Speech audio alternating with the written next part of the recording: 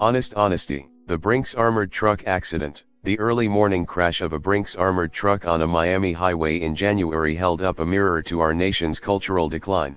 While the driver and a fellow Brinks officer lay bruised and bleeding, a festive atmosphere broke loose outside the truck as thousands of dollars blew in the breeze. Motorists stopped in rush hour traffic, then scooped up the cash before resuming their commutes to the office. Thousands of crisp bills and shiny coins rained down from an overpass onto a Miami neighborhood. Below, mothers with babies grabbed bills and coins then piled them into strollers. An elderly woman filled a box. A young schoolgirl dumped her book bag and loaded it with coins and bills. Onlookers and participants had plenty of justifications and rationalizations. Which is more moral, asked one resident of the impoverished neighborhood, to return the money and leave your children impoverished, or maybe send them to college and enrich the family for generations. We deserve a little something, another said. The Lord was willing for it to happen here, one man commented. There's a lot of poverty. It was a miracle. Police estimated that more than 100 people helped themselves to money during the melee.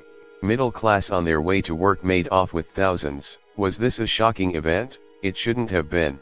What happened in Miami was born out of a cultural drift that has left us unsure of absolute right and wrong, or at least unwilling to live by such a code. We reward rule breakers and ridicule those who admire morality. Life's ultimate reward is money, and having it is the end to all our worries. Political elections are more about money than the character of the American people and the people who will represent them.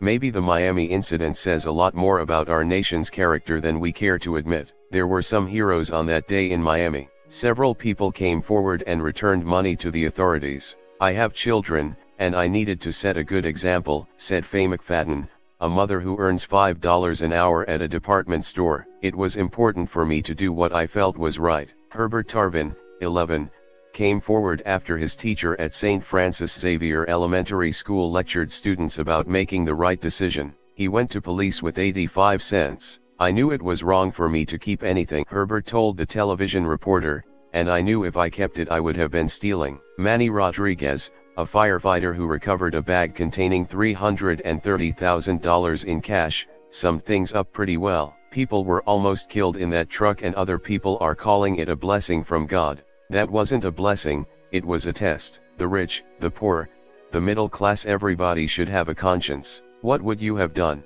Would you have been like the merchants and put the shekel above honesty? Would you have been like the firefighter who returned the $330,000 in cash? Would you have been like Tarvin and not even kept the 85 cents? Or would you be like Faye McFadden and had been the one to set a good example for yourself, your children and others?